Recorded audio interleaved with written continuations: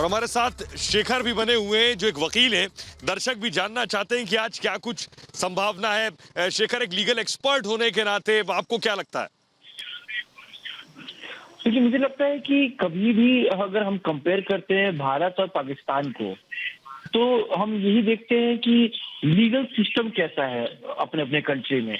पाकिस्तान एक रोग नेशन है जहां पे जुडिशरी को स्वतंत्रता नहीं है। जी। भारत की जो जुडिशरी है स्वतंत्र है, उसमें लेजिस्लेचर का कोई भी इन्वॉल्वमेंट नहीं है। और इसीलिए आज अर्नब जी 4 दिन 5 दिन जेल में है, तब भी वो यही कह रहे हैं कि हमें जुडिशरी पर पूरा भरोसा है। और मैं भी as a law officer of the court यही बोलूंगा कि हमें जुडिशरी पर पूरा भरोसा है और हाईकोर्ट का ऑर्डर पेंडिंग है और वो बिल्कुल अर्नब जी के फेवर में ही आएगा। आज सेशन कोर्ट में भी मैटर है और मुझे लगता है कि पुलिस कस्टडी जैसे एमएम की कोर्ट में रिजेक्ट हो गई थी महाराष्ट्र पुलिस की, वैसे ही आज सेशन के कोर्ट में भी होगी।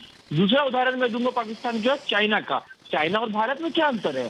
चाइना में आपको स्वतंत्रता नहीं है कि आप कुछ भी बोल पाए सरकार। शेखर, मैं आपकी बात में सिर्फ एक छोटी सी बात जोड़ दूं, फिर श्वेता सवाल पूछेंगी।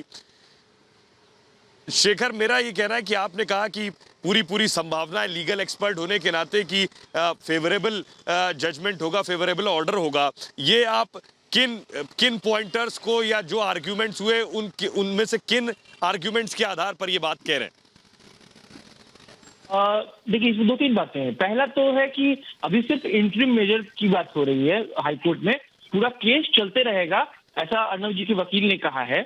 हरीश साल्वे ने ये कहा है कि आप किसी को भी टीवी पर जाने से रोक नहीं सकते हैं। टीवी पर अगर वो कल को भी अगर परमवीर सिंह के खिलाफ कुछ बोलना चाहेंगे तो आप उसको मना नहीं कर सकते, क्योंकि ये अभिव्यक्ति की स्वतंत्रता है और इस बोलने के बेसिस पे आप किसी को अरेस्ट नहीं कर सकते हैं। पूरा केस जो है वो दिख रहा है प्राइमा फेसी की गलत है और इससे आप जजमेंट देते रहिएगा, बट इंटरिम रिलीफ के तौर पर आप बेल दे दीजिए। और तीसरी महत्वपूर्ण बात ये कही कि इनहेरेंट पावर है हाईकोर्ट के पास, उच्च न्यायालय के पास वो सारे अधिकार हैं जिसको यूज करते हुए वो बेल दे सकता है इस केस में, क्योंकि इस केस की जो फैक्ट्स और एनालिसिस है वो ये कहती है कि 2018 में ये केस बंद हो चुका था। बिल्कुल सर, देखिए यही वो विश्वास है ना सर, यही तो विश्वास है न्यायपालिका पर। देखिए यही वो विश्वास है जो कल अर्नब गोस्वामी ने भी जताया। अर्नब गोस्वामी भी ये कह रहे हैं, वो सुप्रीम कोर्ट से कह रहे हैं कि इंटरवीन किया जाए। यही वो विश्वास है, हर एक नागरिक का न्यायपालिका पर यही विश्वास है। और वही विश्वास है जो प्रकार होता है जब हम बहुत सारे इसी तरीके के जो सुप्रीम कोर्ट के या लोअर कोर्ट के या हाई कोर्ट के जो जज हैं, जब वो फैसले देते हैं तो उसमें कई बार नजीर भी साबित होती है। और आज हमें पूरे देश को इंतजार है 3 बजे का, जब हाई कोर्ट इस पूरे मामले को लेकर के ऑर्डर सुनाएगा। मेरे साथ सीपी त्यागी जी भी जुड़े हुए खास मेहमान। सीपी त्यागी जी, मैं एक बात आपसे समझना चाहती हूँ। हम बात कर रहे हैं अभिव्यक्ति की आजादी की।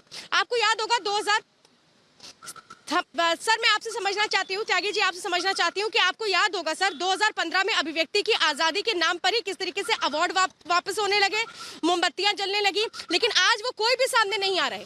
आज की अभिव्यक्ति की आजादी खतरे में पड़ गई है, इससे उन्हें कोई लेना देना नहीं है। अभिव्यक्ति की आजादी तब जब कश्मीर के एक नेता ने ये कहा था कि पीओके हिंदुस्तान के बाप का नहीं। अभिव्यक्ति की आजादी तब खतरे में नहीं पड़ी थी जब कश्मीर के एक मुफ्ती आजम ने कहा था कि हिंदुस्तान में 1947 में हम केवल 7% थे, आज 23% हो गए हैं, लिहाजा हिंदुस्तान में हमें एक देश और चाहिए। और जब बहुत सारे अवार्ड वापसी गए, वो टुकड़े गए, इकट्ठे होकर आज वो नहीं आ रहे। क्यों नहीं आ रहे? क्योंकि आज उन्हें सच का सामना करना पड़ेगा। वक्त को झूठ का साथ देते, सच के सामने में कोई आदमी अच्छा है या बुरा है हम कैसे अंदाजा लगाते हैं? उसने पुराने समय में कैसे काम किए उससे पता लगता है भविष्य में कैसे काम करेगा। अब अर्नब गोस्वामी टाइम्स नाउ के एडिटर इन चीफ रह चुके हैं, एनडीटीवी में रह चुके हैं। इन्होंने बड़े बड़े खुलासे किए हैं हर ऐसे इशू पे जो सेंसिटिव इशू, उस पे ये सारी चीजों को छोड़ के उस इशू के साथ आए। छोटे से छोटे आदमी की आवाज इन्होंने उठाई, इसलिए आज पूरा हिंदुस्तान इनके साथ खड़ा है।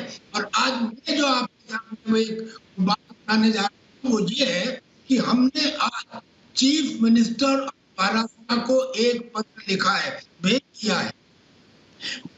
गौरव सेनानियों और देशभक्त नागरिकों का एक संगठन है राष्ट्रीय सैनिक संस्था, उसकी तरफ से मैंने कहा है चीफ मिनिस्टर को कि अगर अर्नब गोस्वामी को कानून तो अपना काम करता रहेगा, लेकिन थोड़ी सी भी कोई फिजिकल तकलीफ होती है तो उसके जिम्मेदार व्यक्तिगत स्तर पर माननीय उद्धव ठाकरे जी आप होंगे।